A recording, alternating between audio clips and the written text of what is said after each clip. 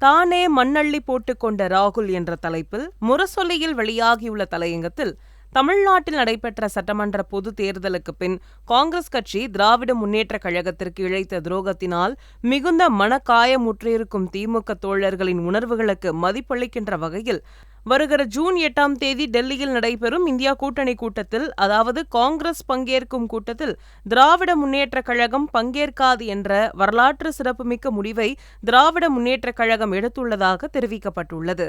இத்தகைய முடிவை திமுக எடுக்க வேண்டிய சூழலை உருவாக்கியது காங்கிரஸ் கட்சியே ஆகும்.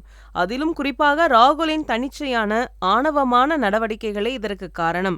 திமுக கூட்டணியில் இருந்து கொண்டே இதற்கு குழிபறிக்கும் செயல்களை ராகுல் செய்தார். அதை பச்சையாக வெளிப்படையாகவே செய்தார்.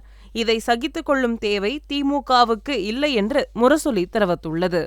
தனது தலையில் தானே மண்ணள்ளி போட்டுக் கொண்டுள்ளார் ராகுல். காங்கிரஸ் கட்சியை ஆழ குழி தோண்டி ஒவ்வொரு மாநிலத்திலும் புதைக்கும் செயலை அவர் செய்து வருகிறார். இதுதான் மற்ற மாநிலங்களிலும் நடந்தது, தமிழ்நாட்டில் நடக்கிறது. தான் பிரதமராவதை விட பிரவீன் சக்கரவர்த்தியை MP ஆக்குவதற்காகத்தான் ராகுல் அலைந்திருக்கிறார். இப்படி ஒரு கெட்ட மதியாளரை தூக்கி சுமந்தோமே என்ற வருத்தமே மிஞ்சுகிறது என்று முரசொலி தெரிவித்துள்ளது. 2018ஆம் ஆண்டு தலைவர் கலைஞர் சிலை திறப்பு விழாவில் சோனியா ராகுலை மேடையில் வைத்துக் கொண்டே பிரதமர் வேட்பாளராக ராகுல் காந்தியை முன்மொழிகிறேன் என்று திமுக தலைவர் மு.க. ஸ்டாலின் சொன்னார். இத்தகைய தலைவர் மு.க. ஸ்டாலினை அவமானப்படுத்துவதைத்தான் நம்பிக்கை துரோகம் என்று தெரியாமல் செய்து வந்துள்ளார் ராகுல்.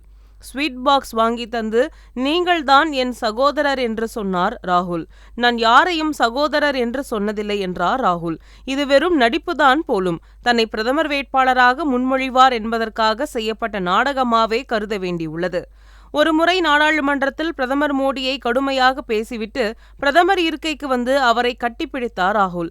அப்படி கட்டிப்பிடித்துக் கொண்டே நாடாளுமன்றத்தை பார்த்து கண்ணடிக்கவும் செய்தார் ராகுல். அவரது இரட்டை வேடத்தை அம்பலப்படுத்திய காட்சி அது.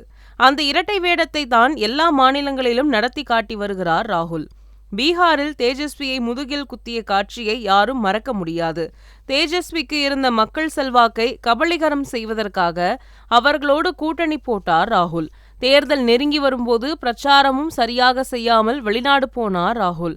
தேர்தலுக்கு 10 நாட்கள் இருக்கும்போதுதான் தேஜஸ்வியை முதலமைச்சர் வேட்பாளராக காங்கிரஸ் கட்சி ஒப்புக்கொண்டது. அதை அறிவிக்கவும் ராகுல் வரவில்லை. இறுதியாக பீகாரில் தோல்வியை தழுவியது இக்கூட்டணி. இதற்கு முழு பொறுப்பேற்க வேண்டியவர் ராகுல்தான். இப்படித்தான் ஒவ்வொரு மாநிலத்திலும் அனைத்து கெடுக்கும் செயலை ராகுல் செய்து வருகிறார். அதையே தான் தமிழ்நாட்டிலும் செய்தார் ராகுல் என முரசொலி குற்றம் சாட்டியுள்ளது. 2019 நாடாளுமன்ற தேர்தலில் ராகுல் காந்தியை பிரதமர் வேட்பாளராக காங்கிரஸ் கட்சி முன்மொழிவதற்கு முன்னதாகவே அவர் பெயரை முன்மொழிந்தவர் தலைவர் மு.க. ஸ்டாலின்.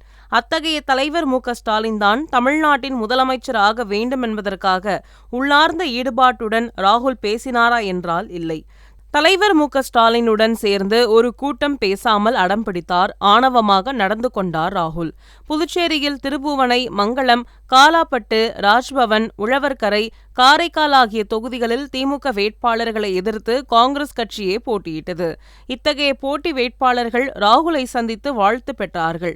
அதாவது திமுக வேட்பாளர்கள் வென்றுவிடக் கூடாதென்பதற்காக ராகுலே போட்டி வேட்பாளர்களை நிறுத்தியிருக்கிறார் என்றுதானே இதற்கு பொருள் என்று முரசொலி சுட்டிக்காட்டியுள்ளது.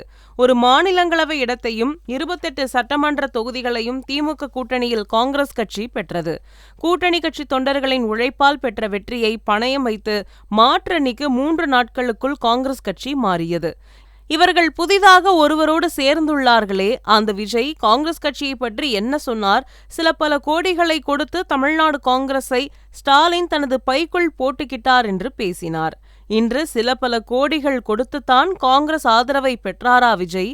காங்கிரஸ் கட்சி எவ்வளவு பெற்றது? அதில் ராகுல் எவ்வளவு பெற்றார்?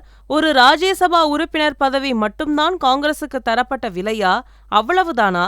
தேர்தலுக்கு முன்னதாக திமுகவிடம் ஒரு ராஜ்யசபா, தேர்தலுக்கு பின்னதாக தாவேகாவிடம் ஒரு ராஜ்யசபா.